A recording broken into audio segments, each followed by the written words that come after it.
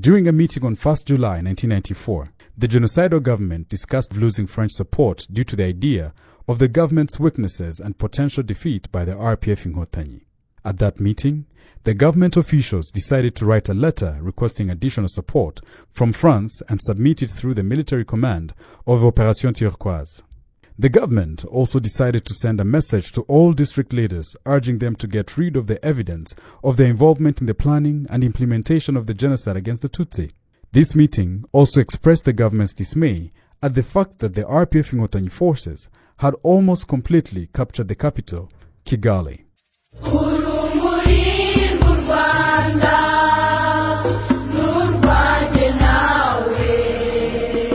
The defeat of the genocidal government was considered during the July 1st, 1994 cabinet meeting, and it was decided to appeal to France for help and trying to cover the evidences of genocide. In the meeting of July 1st, 1994, Kambanda's government said that the reason why the French did not support them as much as they had wanted could be due to the weaknesses that the French found on the side of the criminal government in terms of losing the fight against the RPF Inkotanyi and the fact that they had committed killings. They said that the French were saddened by the ongoing defeat of Kambanda's government across the country and that there was no hope to reoccupy parts already captured by the RPF Inkotanyi. The government of Kambanda has then decided to do its best to show the French that its troops were capable of winning the war.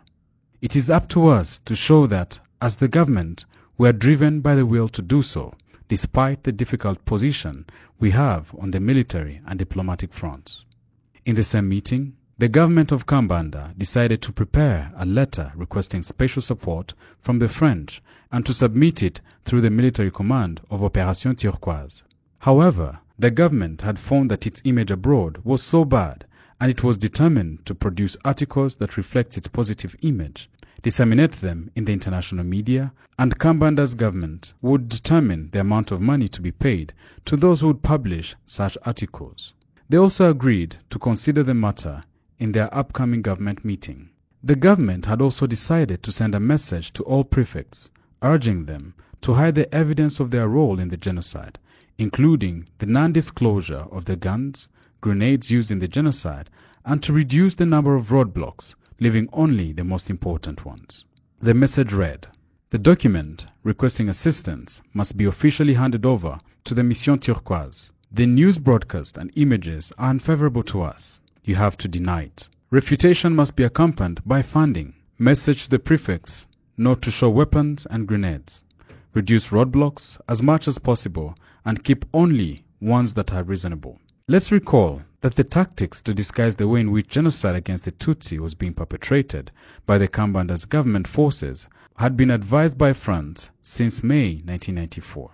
A report on the mission in Paris from 9th to 13th May 1994 by Lieutenant Colonel Ephraim Rwabarinda, who had been sent by Rwanda to meet with senior military and political leaders, indicated the following. Rwabarinda had met with General Jean-Pierre Huchon, who was in charge of military cooperation at the French Ministry of Defense, who validated military support to Rwabarinda, but advised him to improve the image of the government in the media and to do everything possible to hide the bodies of people killed in the genocide. Kambanda's government had also decided to dismantle the Interahamwe and the Impuzamigambi forces and bring them into the military in order to guarantee that these groups never existed. This was a tactic to try to hide the fact that the government and its armed forces had captured civilians and formed them into a rebellious group, suppression of militia, and their conversion into combat units under the control of the enemy. In fact, the use of civilians in armed conflict is a war crime forbidden by Geneva Convention on August 12, 1949. According to the treaty, taking civilians for military training and engaging them in killings by the government is a war crime punishable by the international law. Kambanda's government decided to hide it because it clearly knew that they could be held accountable before the international law. Kambanda's government meeting on July 1st, 1994 also reviewed the status of their fight against the RPF Inkotanyi and expressed the grief that they were close to losing the capital city, Kigali. They said that almost all parts of Kigali were besieged by the RPF Inkotanyi and that the weapons they were hoping to receive had not reached them, as they thought. Open quote. Kigali is completely surrounded. The replenishing does not come at all despite the promises." Close quote. As an excuse to their defeat, Kambanda's government said that the RPF Inkotanyi was backed by the Belgian and British mercenaries, and that it was supported by the United States of America and the United Kingdom. This is a serious lie. The RPF Inkotanyi had never used any mercenaries. The RPF Inkotanyi struggle was fought by Rwandans who are fighting for the liberation of their own country. Friends of the RPF Inkotanyi who understood the reason for the conflict had backed it in terms of diplomacy in order to explain the reason for the war abroad. But the lie that the RPF Inkotanyi had used mercenaries was untrue. In the history of the world, mercenaries have never won a war. During the government meeting on July 1st, 1994, they agreed that the RPF Inkotanyi forces had the capacity to reach their desired destination in the whole country, and that they were close to seize the town of Ruhengeri and Gisenyi. They said nothing about the town of Butare, which was also close to being captured by the RPF Inkotanyi. The Minister of Interior, Edouard Karemera, wrote in his diary the reason for their defeat, which were as follows: the extreme lack of determination of government army. The conflicts and killings in the country have caused the government and its troops to lose credibility. Killings and other crimes committed by some government soldiers, including theft, rape of girls and women, and internal divisionism. Lack of commitment by the military. The unsatisfactory military leadership from the army commanders. The inability of the intelligence services. Lack of sufficient weapons and ammunition, as well as medicine. The above-mentioned reasons provided by the criminal government shows that it had nothing to fight for, except to kill Tutsi civilians.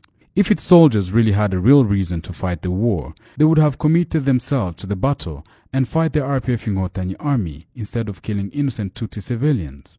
Fortunately for Rwanda, despite the fact that the country had lost more than 1 million people due to the mere fact that they were Tutsis, the genocidal government had been defeated, and Rwandans now have the opportunity to rebuild their country.